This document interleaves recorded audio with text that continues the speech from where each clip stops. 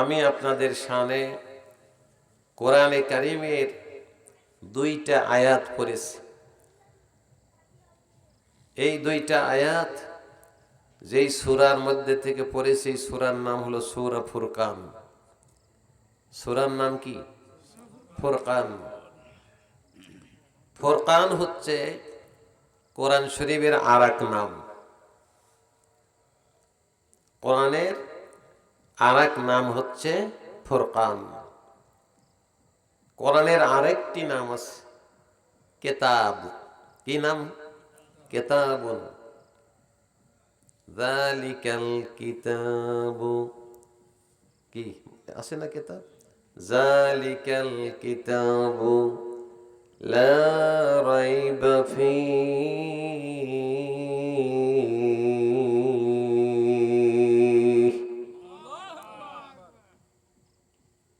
আল কিতাব, এখানে শুধু কিতাব বললে পুস্তক বোঝায়, যে কোনো বই বোঝায়। আর যখন আল কিতাব বলবেন তখন বিশেষায়িত হয়। আল কিতাব শব্দের অর্থ হলো কি? জোরে বলেন কি? কোরআন। তাহলে দেখেন শব্দের মায়ের পেশ কত। আল্লাহ বললেন কোরআনুল হাকিম, ইয়াসিন ওয়াল কোরআনিল হাকিম। কোরআনকে কোরআন বলা হয়। কারা শব্দ থেকে আসছে কারউন।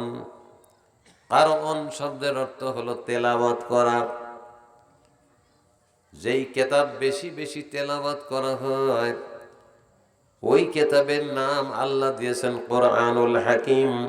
অধিক পঠিত কিতাব, যা বেশি বেশি তেলাওয়াত হয় দুনিয়ায়, এমন কোন কিতাব নাই যেই কিতাব কোরআনের সমকক্ষ তেলাওয়াত হয়। 24 ঘন্টার যত মিনিট, 24 ঘন্টার যত সেকেন্ড, যারা বিশেষজ্ঞ, তারা বিশেষজ্ঞ টিম এইটা বিবৃত করেছেন, 1 সেকেন্ডের জন্যেও দুনিয়ায় কোরআন শরীফের আয়াত তেলাওয়াত বন্ধ থাকে না। জোরে কোন সুবহানাল্লাহ। এই কালাম কার কালাম? জোরে বলেন সুবহানাল্লাহ। আল্লাহকে দেখি নাই, কিন্তু আমার আল্লাহর কালামকে ভালোবাসি, ঠিক কিনা বলেন? মহব্বত করি, তেলাওয়াত করি, শুধু সওয়াবের আশায় নয়। আল্লাহ কয়টা সওয়াব দেবেন, কয়টা দেবেন না, এটা আল্লাহর ব্যাপার। আমি জহুরুল ইসলাম যখন কোরআন শরীফ তেলাওয়াত করি, অর্থ বুঝে বুঝে পড়ার চেষ্টা করি। কয়টা সওয়াব আল্লাহ আমার আমল নামায় দেবেন তিনি ভালো জানেন। কারণ আমি আল্লাহকে ভালোবাসি, আল্লাহর কোরআনকে ভালোবাসি, আল্লাহর নবীকে ভালোবাসি, আল্লাহর ইসলামকে ভালোবাসি। আল্লাহ আমাকে কি দেবেন সেটা আল্লাহর ব্যাপার। জোরে বলেন ঠিক কিনা? তাহলে সোয়াবের দিকে তাকাবেন কেন? এক খতম দিয়েছি, অনেক সোয়াব। মায়েরা বোনেরা, তেলাওয়াত যখন করবেন সোয়াবের আশায় করবেন না। তেলাওয়াত যখন করবেন অর্থ সহ পড়ার চেষ্টা করবেন, আর অর্থ বুঝে বুঝে নিজের জীবনে আমল করার চেষ্টা করবেন। ভাইদের জন্য একই নসিহত। যদি আমরা একটা আয়াতের উপরে আমল করতে পারি, এই একটা আয়াতই আমার জান্নাতে যাওয়ার জন্য যথেষ্ট হতে পারে। জোরে চিৎকার দিয়ে বলেন সুবহানাল্লাহ। আল্লাহু আকবার। তাহলে এবার আসেন, কোরআনকে প্রশ্ন করা হয়েছিল, কোরআন তোমার বাড়ি কোথায়? কোরআন বলেন আমার বাড়ি হলো লৌহে মাহফুজে। আমার বাড়ি হলো লৌহে মাহফুজ, যেখানে আল্লাহ তাআলা পুরা কোরআন শরীফ সংরক্ষণ করে রেখেছেন যেই ফলকে, ওই ফলকের নাম হলে লৌহে মাহফুজ। সুবহানাল্লাহ। কোরআনকে জিজ্ঞাসা করা হলো, কোরআন কার উপরে তুমি নাজিল হয়েছো? কোরআন জবাব দিচ্ছে, তাবারাকাল্লাযী নাযালাল ফুরকান আলা আবদিহি,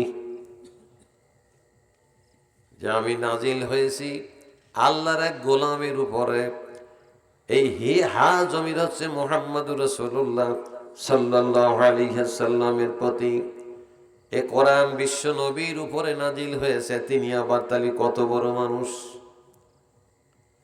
আমার নবী কত বড় মানুষ, এইটার হিসাব দুনিয়াতে যদিও আমাদের কাছে কম, কিন্তু কিয়ামতের ময়দানে দেখা যাবে তিনি কত বড় লিডার।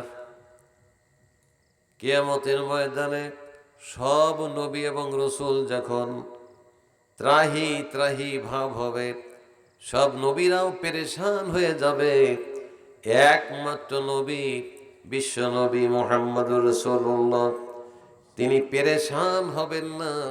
তিনি শুধু বলবেন, আল্লাহ আজকে যে ঘটনাই ঘটুক না কেন, আমার একজন উম্মত যেন জাহান্নামে না যায়। সুবহানাল্লাহ বলুন। আমার ভাইয়েরা, মায়েরা, বোনেরা, এই জন্য আল্লাহ পাক রব্বুল আলামিন কোরআনে কারিমে বলেছেন, যদি আনুগত্য করতে হয়, যদি নেতৃত্ব মানতে হয়, কোন নেতার আদর্শ যদি মানতে হয়, তাহলে মুহাম্মাদেরটা মানবা। এই নির্দেশ কার? জোরে বলতে হবে, নির্দেশ কার?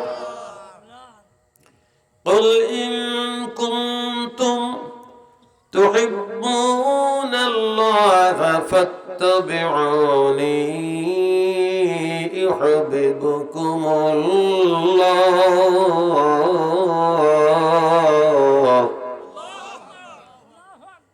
ويغفر لكم ذنوبكم والله غفور رحيم।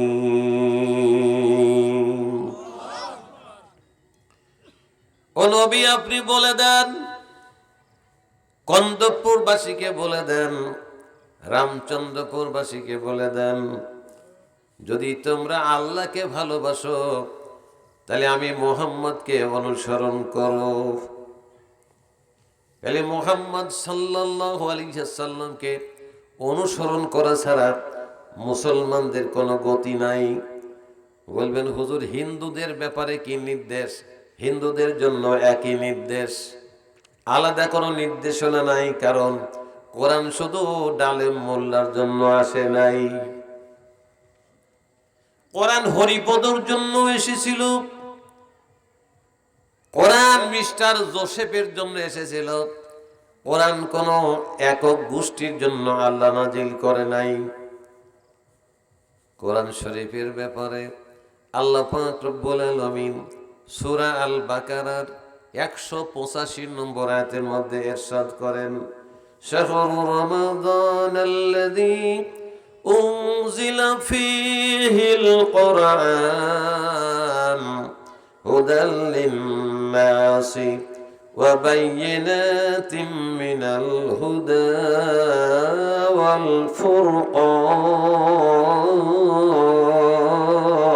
ফুরকান। এইখানে ফুরকান আছে না? এখানে ফুরকান বলো, আমি ফুরকানের ব্যাখ্যায় পরে যাব।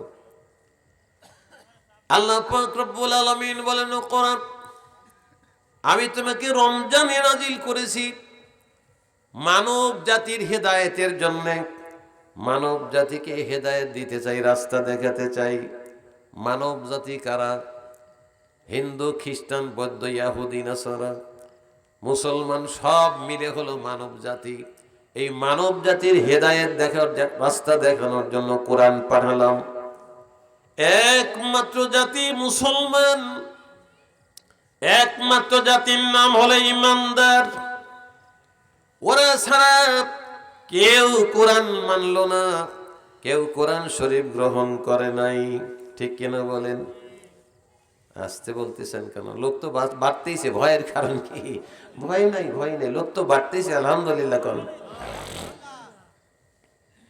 আমার ভাইয়েরা, আল্লাহ পাক রব্বুল আলামিন নবীজিকে বলো, নবী এ কোরআন আমি রমজানে অবতীর্ণ করেছি। কেন? মানব জাতির হেদায়েতের জন্য। মানব জাতি বলতে সব জাতি বোঝানো হলো, কিন্তু ওরা গ্রহণ করে নাই।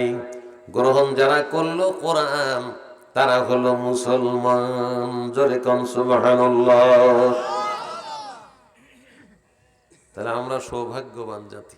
সুবহানাল্লাহ কোন, আল্লাহু আকবার কোন। সৌভাগ্যবান জাতি আমরা। কেউ মানল না, আমরা মানলাম। কেউ গ্রহণ করে নাই, আমরা গ্রহণ করলাম। কেউ ভালোবাসে নাই, আমি ভালোবাসলাম। আমার ভাইয়েরা, মায়েরা, বোনেরা, এই জন্য তিনটা জিনিসের সমন্বয় দরকার। তিনটা জিনিসের সমন্বয় ছাড়া একজন মানুষ ব্যক্তিগতভাবে অচল, চলতে পারে না। তিনটার একটাকে যদি বাদ দেন, আপনার জীবন চলবে না। এক নম্বর হলো আল্লাহ।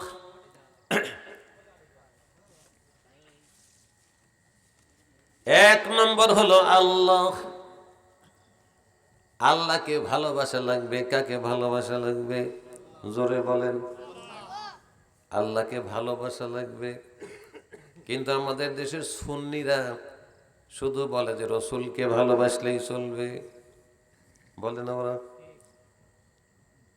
কিন্তু আল্লাহ যেটা কয় সেটা তো তার উল্টা। সেটা হলো আল্লাহ বলেন, কুল ইন কুনতুম তুহিব্বুনাল্লাহ ফাত্তাবিউনি। আল্লাহ বলেন, যদি তোমরা আমাকে ভালোবাসো। পয়লা ভাল্লা নিয়ে নিলেন। কে নিলেন? আল্লাহ নিলেন। যদি তোমরা আমাকে ভালোবাসো, তাহলে মুহাম্মদকে অনুসরণ করো, কারণ তিনি হলো লিডার। লাকাদ কানা লাকুম ফি রাসূলিল্লাহি উসওয়াতুন হাসানাহ।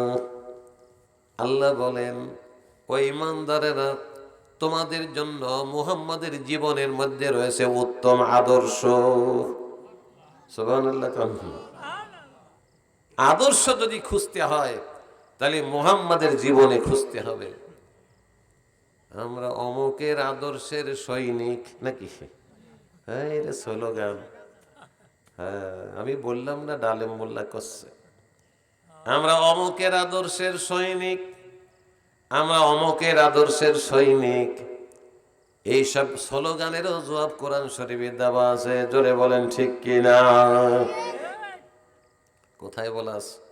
কোরআনে বলা আছে। ওদের জবাব আছে, وَمَن يَبْتَغِي غَيْرَ الْإِسْلَامِ دِينًا فَلَن يُقْبَلَ مِنْهُ وَهُوَ فِي الْآخِرَةِ مِنَ الْخَاسِرِينَ। আল্লাহ বলে দিলেন, ইসলাম বাদ দিয়ে, আমার নবীর আদর্শ বাদ দিয়ে কোন ব্যক্তি যদি অন্য কোন আদর্শ গ্রহণ করে, অন্য কোন তন্ত্র মন্ত্র গ্রহণ করে, অন্য কোন ইজাম, অন্য কোন মতবাদ গ্রহণ করে, জাতীয়তাবাদ, ধর্ম নিরপেক্ষতাবাদ, সমাজতন্ত্র, পুঁজিবাদ, এগুলি যদি গ্রহণ করে, আল্লাহ বলেন ফালাই ইউকবালা মিনহু। আল্লাহ লা বসালেই পারতেন, কিন্তু লা বসাই নাই এখানে। আল্লাহ বলেন লাই লান ইউকবালা মিনহু। আল্লাহ তাকিদ দিয়ে বললেন, কখনো আমি গ্রহণ করব না। ঘোষণাটা কার? জোরে বলেন। এই ঘোষণা দেওয়ার পরেও যারা লাইনচ্যুত হয়, ওরা যদি নামাজ পড়ে, রোজা করে, আল্লাহ সোজা ধরে জাহান্নামে দিয়ে দেবেন। কোনো ক্ষমা নাই। কারণ আল্লাহ নিষেধ করেছিলেন কোরআন শরীফে। ঠিক কিনা বলেন? নিষেধ করার পরেও তারা গেল কেন? কেন আল্লাহর সঙ্গে থাকলো না? কেন রসুলের সঙ্গে থাকলো না? কেন কোরআনের সঙ্গে থাকলো না? এই অপরাধে আল্লাহ তাদেরকে ক্ষমা করবেন না। তবে যদি জীবনের কোনো বাঁকে, জীবনের কোনো ফাঁকে যদি তওবা করে ফিরে আসে, আল্লাহ রসুল বলেন সঙ্গে সঙ্গে আল্লাহ মাফ করে দেন। ইয়া আইয়ুহাল্লাযীনা আমানু তুবু ইলাল্লাহি তাওবাতান নাসুহা। আল্লাহ বলেই দিলেন, ও বান্দারা, যখন তওবা করবে, তওবাতান নাসুহা পড়বে, একবারে খালিস ভাবে তওবা করবে। আর খালিস ভাবে যখন তওবা হয়, আল্লাহ পাক রব্বুল আলামিন বান্দাকে সঙ্গে সঙ্গে মাফ করে দেন। কেন? হিন্দুরা গ্রহণ করে নাই, খ্রিস্টানরা গ্রহণ করে নাই, বৌদ্ধরা গ্রহণ করে নাই, ইহুদিরা গ্রহণ করে নাই, অগ্নি পূজক, তারকা পূজক, মজুসি, কত জাতি তারা ইসলাম কবুল করে নাই, আল্লাহকে মানে নাই। আমরা তো তাও মেনেছি, ঠিক কিনা বলেন? আমরা তো আল্লাহকে আল্লাহ বলেছি। এই জন্য ভুল আমাদের হলেও আল্লাহ তাআলা আমাদেরকে মাফ করে দেবেন ঘোষণা দিয়েছেন আল্লাহ নিজে। আমার ভাইয়েরা, তাহলে আমরা রাসূলুল্লাহ সাল্লাল্লাহু আলাইহি সাল্লামের আদর্শের সৈনিক হব। রাজি আছি তো আমরা সকলেই? কারা কারা রাজি আছি দুই হাত উঁচু করে বলেন তো আল্লাহু আকবার। আল্লাহ কবুল করেন, সকলে বলেন আমিন। আরো জোরে বলেন আমিন। তাহলে রাসূল সাল্লাল্লাহু আলাইহি সাল্লামকে যদি নেতা মানি দুনিয়ায়, লাভ না লস? দুই দিক লাভ।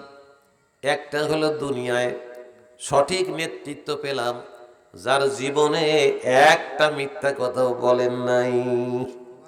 সুবহানাল্লাহ। যার জীবনে চরিত্রের কোন স্খলন ঘটে নাই। আল্লাহ পাক রব্বুল আলামিন কোরআনে কারীমের মধ্যে ঘোষণা দিলেন, ইন্নাকা লাআলা খুলুকিন আযীম। ও নবী, আপনার চাইতে চরিত্রবান আর আমি কাউকে করি নাই। তাহলে আমি যেই নেতাকে মেনে নিলাম, সেই নেতা হলো পৃথিবীর সবচাইতে সেরা নেতা। যার চরিত্রে কোনো কলঙ্ক নাই, দাগ নাই, তিনি আমার নেতা, তিনি আমার নবী মুহাম্মদুর রাসূলুল্লাহ। জোরে বলেন সাল্লাল্লাহু আলাইহি ওয়াসাল্লাম। আমার ভাইয়েরা, 3 নম্বর হলো তিনি সাধারণ কোনো ব্যক্তি নয়। আমরা যাদেরকে নেতা মানি তারা হলো সাধারণ মানুষ, হুকাও খায়, গাঁজাও খায়। ঠিক বলেছি না? ভুল বললাম? মুখে দাড়ি নাই, মাথায় টুপি নাই, নামাজ নাই, এক ওয়াক্ত ফুলের মতো পবিত্র, নাকি? হায়রে নেতা, সেই সব নেতার জন্য পাগল। ঠিক কিনা বলেন? আমি যাকে নেতা মানলাম তিনি হলেন আশরাফুল আম্বিয়া রাহমাতুল লিল আলামিন। সুবহানাল্লাহ বলবেন না? তিনি আশরাফুল আম্বিয়া রাহমাতুল লিল আলামিন, সাইয়্যিদুল মুরসালিন, সাইয়্যিদুল কাউনাইন, শাফিউল মুজনাবিন। এমন একজন ব্যক্তিকে আমি নেতা মেনে নিলাম দুনিয়ায়। তাহলে আমি শ্রেষ্ঠ নেতাকে মেনে নিলাম যার জীবনের মধ্যে কোনো খুঁত নাই, নিখুঁত একজন ব্যক্তি। তিনি সকল নেতার নেতা, সকল রসুলদের রসুল, সকল নবীদেরও যিনি নবী, তিনি হলেন আমার নেতা। এরপরে দুনিয়া থেকে যেদিন চলে যাব, দুনিয়া থেকে যেদিন চলে যাব, কবরের মধ্যে আবার ওই নেতাকে হাজির করা হবে। জোরে বলেন সুবহানাল্লাহ। ওয়ামান হাজার রাজুল, হাদিস ওয়ামান হাজার রাজুল, অন্য রেওয়ায়েত আছে মান নাবিয়ুক। এই কথা বলার পরে পরে আবার জিজ্ঞেস করা হবে মান হাজার রাজুল, এই লোকটা সম্পর্কে তোমার ধারণা কি? কোন লোকটা? মুহাম্মদুর রাসূলুল্লাহ সাল্লাল্লাহু আলাইহি ওয়াসাল্লাম সম্পর্কে তোমার ধারণা কি? এরপরে যদি ধারণা স্পষ্ট থাকে তাহলে আপনার জন্য কবরটাই জান্নাত। জোরে কোন আল্লাহু আকবার। আল কবরু রাউযাতুম মির রিয়াদিল জান্নাহ আও হুফরাতুম মিন হুফারিন নার। কারো জন্য কবরটা জান্নাতের বাগান, আর কারো জন্য কবরটা হবে জাহান্নামের গর্ত। লোকটা বেঁচে গেল, কিয়ামতের ময়দান পর্যন্ত এক ঘুমে কিয়ামতের ময়দান পাড়ি দেবে, মাঝখানে ওর চেতন ফেতন নাই। এরকম জীবন চাইতো আমরা নাকি? চাইতো আমরা এরকম জীবন? কবরে ঘুমাবো, এক ঘুমে যেন আমার কিয়ামত পর্যন্ত সময় চলে আসে। আমার ভাইয়েরা, মায়েরা, বোনেরা বলবেন হুজুর, কবর তো অন্ধকার জায়গা হবে, অন্ধকার ঘর, সাপ পোকামাকড়ের ঘর। ওই কবরে যেতে তো খুব ভয়ের, কারণ ওইখানে কবর দেওয়ার পরে বাঁশের খাপাসি দেয়, তালাই দিয়ে মাটি চাপা দেয়, ঘরটা অন্ধকার হবে। আল্লাহর হাবিব বলেন দুই শ্রেণীর মানুষের জন্য কবর অন্ধকার হবে না, কবরটা আলোকময় হবে, কবরের মধ্যে বাতি জ্বালায় দেওয়া হবে। এক শ্রেণীর মানুষ হলো যারা বেশি বেশি করে কোরআন শরীফ তেলাওয়াত করে, এই শ্রেণীর মানুষের জন্য কবর অন্ধকারের কোনো ভয় নাই। দুই নম্বর হলো আর এক শ্রেণীর মানুষ যারা, সব মানুষ যখন ঘুমিয়ে পড়ে ও তখন বিড়ালের মতো উঠে পড়ে, ওযু করে যায় নামাজের মধ্যে দাঁড়িয়ে চোখের পানি ফেলে ফেলে আল্লাহর কাছে কাঁদে। ওই লোকটা নারী হোক আর পুরুষ হোক, ওই লোকটার জন্য আল্লাহ পাক রব্বুল আলামিন কবরকে আলোকময় করে দিবেন। কতক্ষণ থাকবে আলো? যতক্ষণ ইসরাফিল আলাইহিস সালাম সিংহায় ফুঁক দেবেন না ততক্ষণ পর্যন্ত। একজন ব্যক্তি পৃথিবীর সৃষ্টিকাল থেকে আপনার সিংহা মুখে করে নিয়ে দাঁড়িয়ে আছে, বসার কারবার টারবার নাই।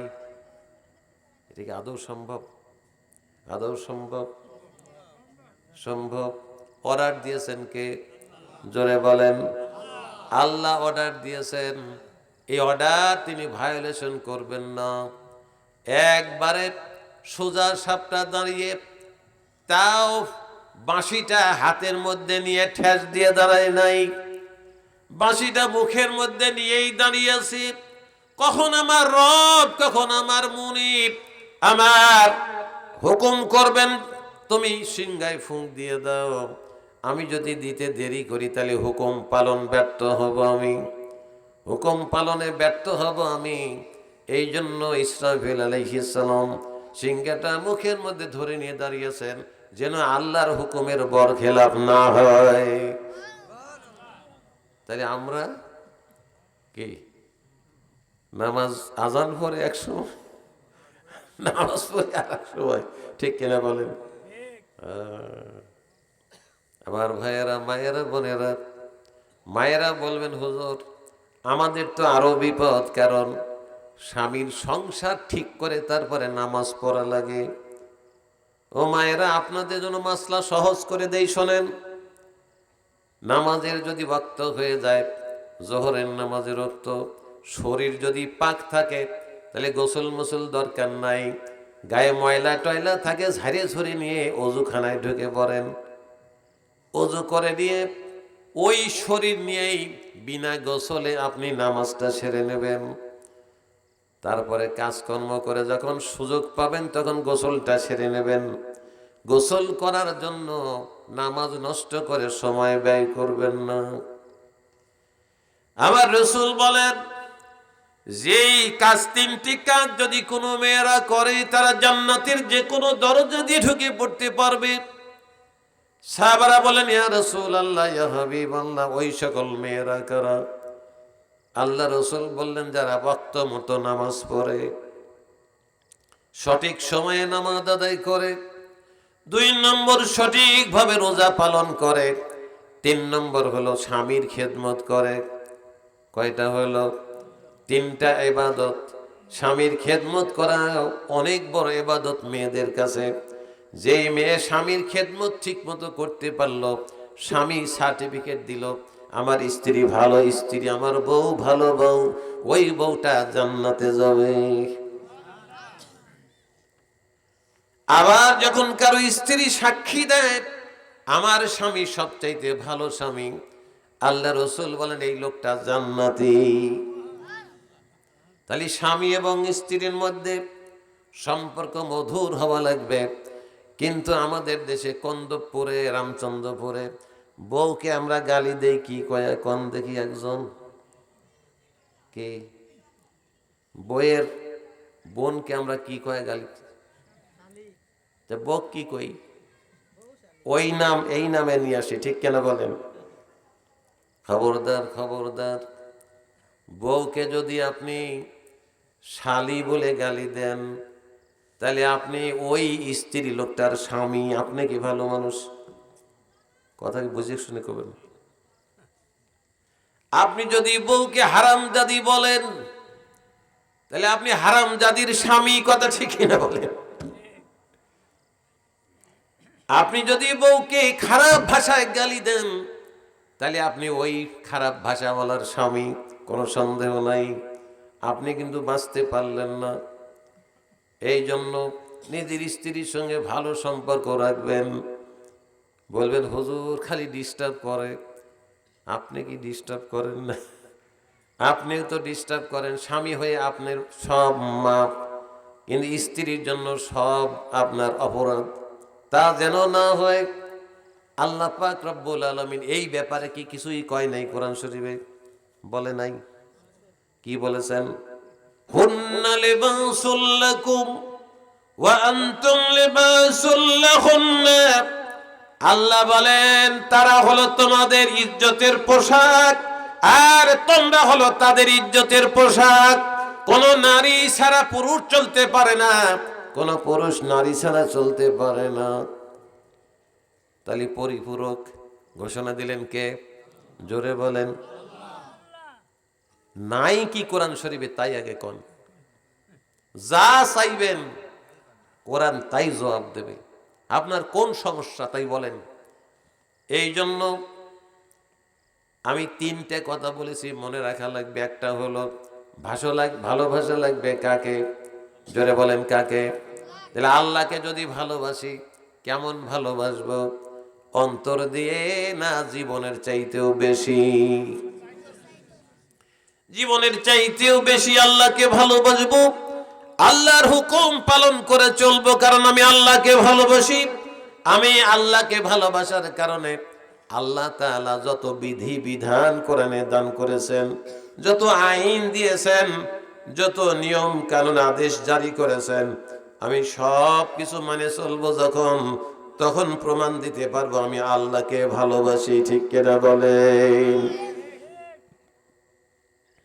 মুহাম্মাদুর রাসূলুল্লাহকে অনুসরণ করতে বলা হলো। কেন বলা হলো মুহাম্মদকে অনুসরণ করার কথা? কারণ বিশ্বে যা কিছু আমরা পেয়েছি সব মুহাম্মাদুর রাসূলুল্লাহর কাছ থেকেই পেয়েছি। কারণ হলো আমরা যে আল্লাহকে আল্লাহ বলি, এটা যিনি শিখালেন আমাদেরকে, তিনি কে? মুহাম্মাদুর রাসূলুল্লাহ। জোরে কোন সাল্লাল্লাহু আলাইহি সাল্লাম।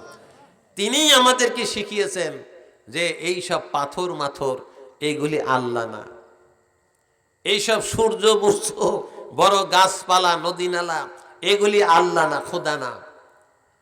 খোদা হলেন তিনি, লা ইলাহা ইল্লাল্লাহু মুহাম্মাদুর রাসূলুল্লাহ।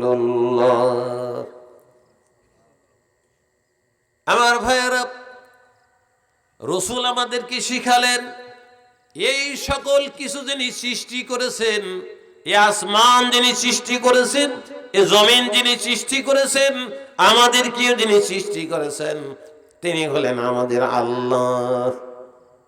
জোরে কোন সুবহানাল্লাহ, জোরে কোন সুবহানাল্লাহ। আমার ভাইয়েরা, তার আগে আমরা কি অবস্থায় ছিলাম?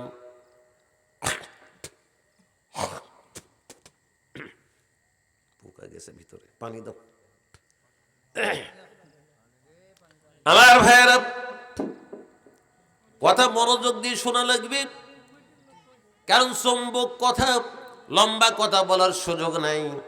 আমি আপনাদের জন্য বলতে চাই, খুব মনোযোগ দিয়ে শোনেন। তাহলে রাসূল সাল্লাল্লাহু আলাইহি সাল্লাম তিনি আমাদেরকে আল্লাহকে শিখানোর আগে আমরা কেমনে ছিলাম একটু শুনে নেন, একটু শোনেন, একটু শোনেন। তখন আরব জাহানে মানুষ আমাদের মতোই মানুষ ছিল, আমাদের মতোই মানুষ ছিল। তারাও রাষ্ট্র চালাতো, দেশ চালাতো। তারা তখন করেছিল কি শোনেন, এই কাবা যে আমরা যেটা কাবা শরীফ বলি, যেটাকে আমরা হজ করতে যাই, এই কাবা শরীফের মধ্যে আবু জেহেলরা তাদের বাপের মূর্তি বানালো। আবু লাহাব তার দাদারটা বানালো, উতবা বানালো তার দাদারটা, সাইবা বানালো তার বাপেরটা। এইরকম বানাতে বানাতে 360টা হলো। কয়টা? 360টা হলো। ওই 360টার মধ্যে কিন্তু দুর্গা নাই, কালী নাই, সরস্বতী নাই, লক্ষ্মী নাই, এইগুলি নাই। তাহলে আছে কারা? ওদের বাপ এবং চাচা নয়, দাদা।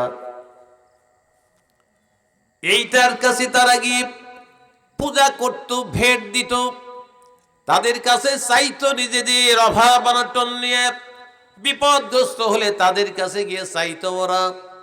এরাই ছিল তাদের খোদা। এই অবস্থা থেকে যিনি আমাদেরকে পরিত্রাণ দিলেন তিনি হলেন মুহাম্মাদুর রাসূলুল্লাহ। আশিদ্দাউ আলাল কুফফারি রুহামাউ বাইনাহুম।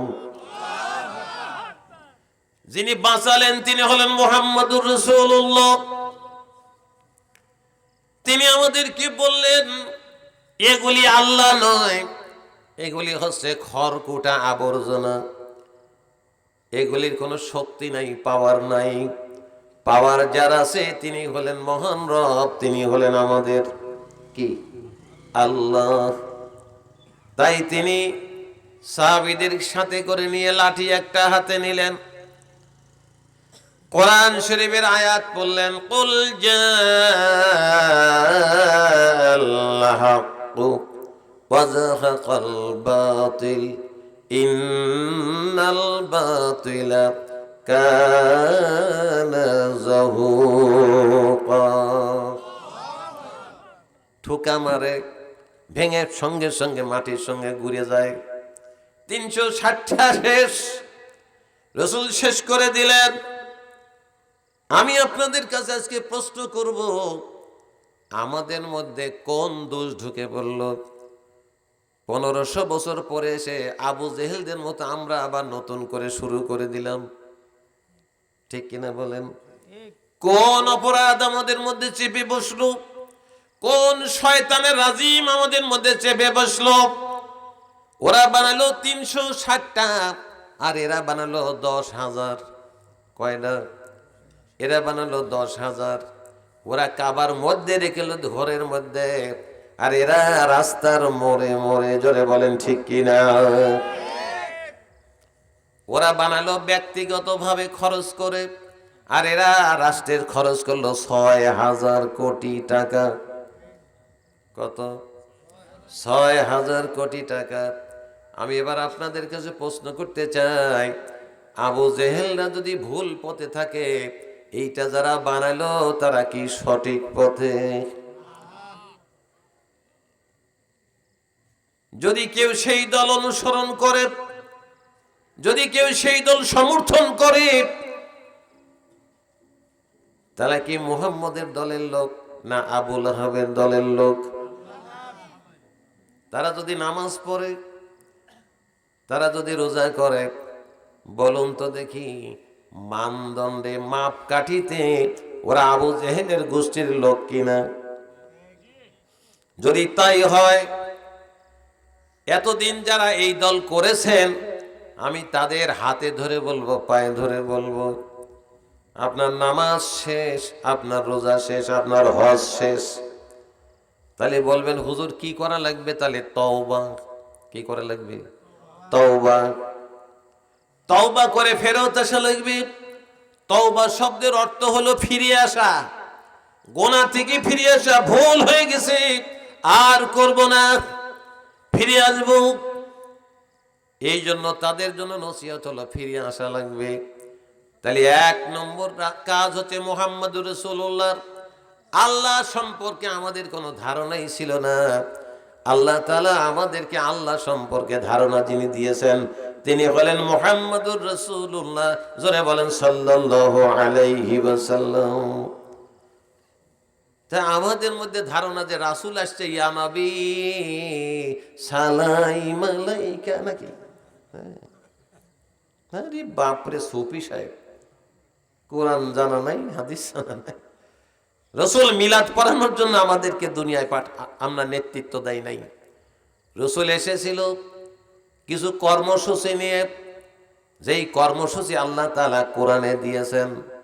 কর্মসূচি অনেকগুলি কর্মসূচি, তার মধ্যে একটা হলো ওই রবের পরিচিতি ঘটানোর জন্য তাকে এই দুনিয়ায় পাঠানো হয়েছিল। হুয়াল্লাযী আরসালা রাসূলাহু বিল হুদা ওয়া দীনিল হক লিইয়ুযহিরাহু আলাদ দীনি কুল্লিহি ওয়ালাউ কারিহাল মুশরিকুন।